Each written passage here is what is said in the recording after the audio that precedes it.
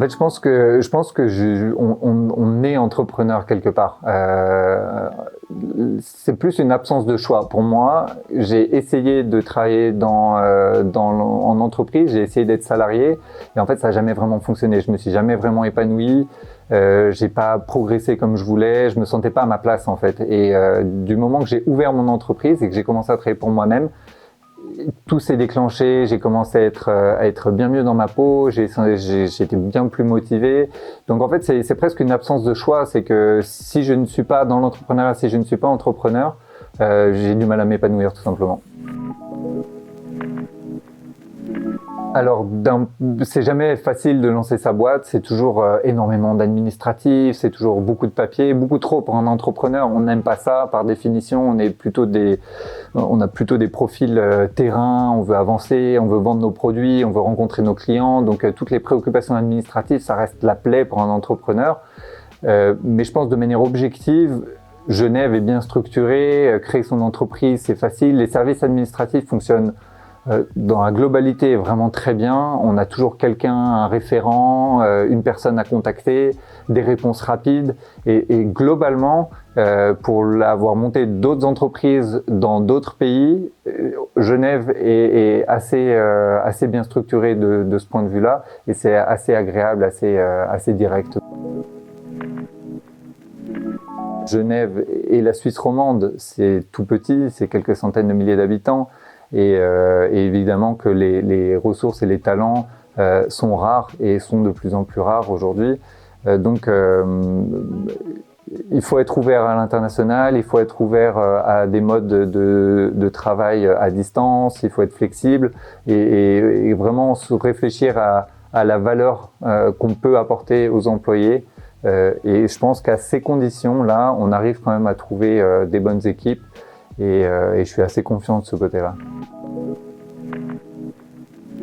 Compliqué à Genève et c'est de loin pas le meilleur endroit pour ce qui est accompagnement financier, surtout au départ en amorçage. Donc je dirais qu'aujourd'hui c'est un des gros points noirs pour moi qui doit être résolu pour améliorer la compétitivité, pour améliorer l'innovation. C'est davantage d'accompagnement, davantage d'aide sur les démarrages notamment. Alors Motosacoche, c'est une entreprise qui est née à Genève en 1904. Pour moi, c'est notre terre. L'entreprise est née ici, elle a grandi ici, donc je me vois pas être ailleurs qu'à Genève aujourd'hui pour Motosacoche. Maintenant, pour d'autres entreprises que j'ai créées par le passé, non seulement je l'ai envisagé, mais je l'ai fait. J'ai ouvert une entreprise au Portugal, à Lisbonne. J'ai ouvert une entreprise à Annecy en France, aussi à Paris. Et je dirais qu'il n'y a pas de recette magique, des avantages, des inconvénients, notamment au niveau du financement, beaucoup plus d'aide en France, beaucoup plus d'accompagnement, ce qui facilite grandement l'amorçage et le début de l'activité. Maintenant, il y a d'autres inconvénients qui sont importants aussi et il n'y a pas d'endroit idéal, il y a juste, je pense, trouver le bon endroit pour lancer tel type de business. Et je serais bien incapable d'expliquer en 2 mots ou de donner un conseil général pour tous les entrepreneurs. Je pense qu'il faut faire du cas par cas. Je pense que un des premiers arguments et qui pour moi est très important, c'est la qualité de vie. Genève, c'est un terrain de jeu incroyable pour les amoureux de la nature, de la qualité de vie de manière générale. Et ça, je pense que c'est très important parce qu'il y a le business, mais il y a aussi tout ce qui va autour et qui permet de créer un équilibre général favorable au business. Et je pense que la qualité de vie est clé.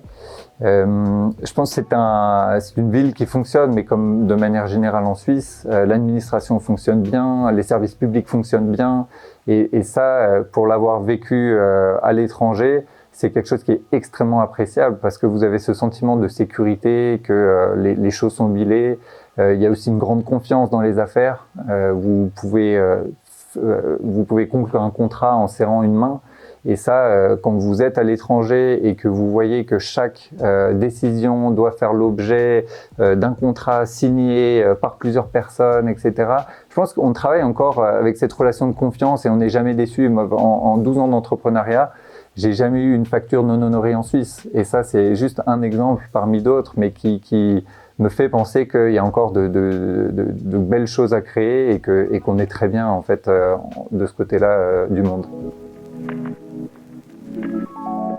En fait, je vois Genève comme une ville dans laquelle on aime faire ce qu'on sait déjà faire, ce qui a déjà fait ses preuves, et c'est un peu les vieilles recettes dans les vieux chaudrons, et pas forcément l'envie de trouver la nouvelle potion, d'aller découvrir quelque chose. Donc je pense le confort aujourd'hui, c'est ce qui tue un peu l'entrepreneuriat à Genève, c'est qu'il n'y a pas suffisamment de risques qui sont pris de la part des investisseurs, il n'y a pas suffisamment d'entrepreneurs qui ont envie de prendre ces risques et de les porter aussi.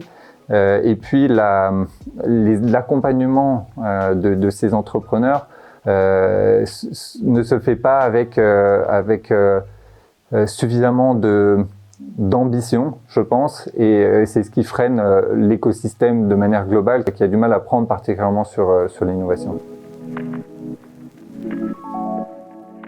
Je pense que le seul conseil que je peux donner, et probablement le meilleur, c'est de se lancer.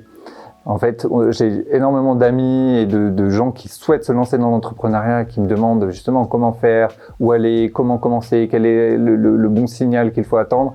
Il n'y a pas de bon signal, il n'y a pas de bon moment. Il faut y aller, il faut se lancer, et c'est la seule façon de se rendre compte si on est fait pour ce métier ou pas, c'est d'essayer et d'avancer. Et plus on attend avant de prendre cette décision, plus c'est difficile, parce qu'on rentre dans un certain confort, dans une certaine sécurité aussi, et qui va à l'encontre en fait de ce qu'on attend d'un entrepreneur. Et je pense plus on attend, plus c'est difficile. Donc aujourd'hui, le meilleur conseil, c'est allez-y, foncez, essayez, et vous verrez en route. Il faut avoir un environnement qui est propice, c'est-à-dire qu'il faut connaître son niveau d'énergie, c'est-à-dire il faut être prêt à se battre. Ça prend énormément d'énergie, c'est très compliqué, c'est très exigeant, et du coup il faut il faut avoir un niveau d'énergie très haut, très fort, être bien dans sa tête, bien dans ses baskets, et puis avoir envisager au moins comment subsister pendant plusieurs mois sans gagner d'argent. Donc il faut peut-être avoir un petit pécule de côté. Il y a quand même 2-3 choses dont il faut s'assurer vraiment avant de commencer, parce que c'est ce qui peut compromettre un projet. Ça démarre, un projet de business, ça démarre jamais dès le départ. Donc il faut être prêt à traverser le désert pendant un moment. Et ça demande d'avoir un environnement qui le permet, que ce soit un environnement familial, financier, et puis aussi au niveau de sa santé, de sa forme physique et de sa forme psychologique, mentale. C'est vrai que tout le monde a l'image des entrepreneurs qui réussissent, ceux dont on parle dans la presse. C'est Elon Musk, c'est des milliards, c'est beaucoup d'argent et des réussites fulgurantes. C'est très rarement le cas en fait. Tous les entrepreneurs que je rencontre se sont faits au fur et à mesure. Les business mettent du temps à décoller, particulièrement en Europe, parce qu'on est très prudent sur les investissements. Donc en fait, ce sont des constructions qui sont lentes, ce sont des risques à supporter pendant longtemps, ce sont des investissements qui sont lourds. C'est que je pense qu'entre l'image qu'on a de l'entrepreneur qui réussit et la réalité du terrain, et je pense qu'il y a un gap qui est énorme et qui est souvent mal perçu, mal compris.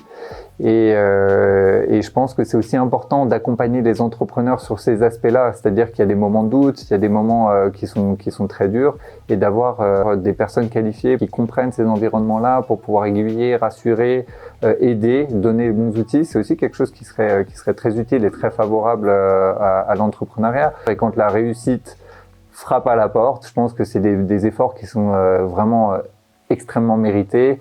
Et un peu à l'image d'un sportif de haut niveau qui se battrait pour une médaille olympique, on voit celui qui a la médaille, mais celui qui s'est entraîné pendant 10 ans sans produire de résultats parce qu'il est en 4e position et donc pas sur le podium, on n'en parle pas suffisamment. Et je pense que c'est aussi ça l'entrepreneuriat. Motosacoche, c'est une marque genevoise qui a été lancée en 1904 et qui a produit des motos et des vélos dans le monde entier, et qui a gagné beaucoup de records du monde et qui a vendu des vélos à l'international. Et j'ai racheté cette marque il y a 7 ans. On a commencé à retravailler sur le design et l'ingénierie d'un nouveau modèle il y a 3 ans et on va livrer nos premiers modèles dans les semaines qui arrivent.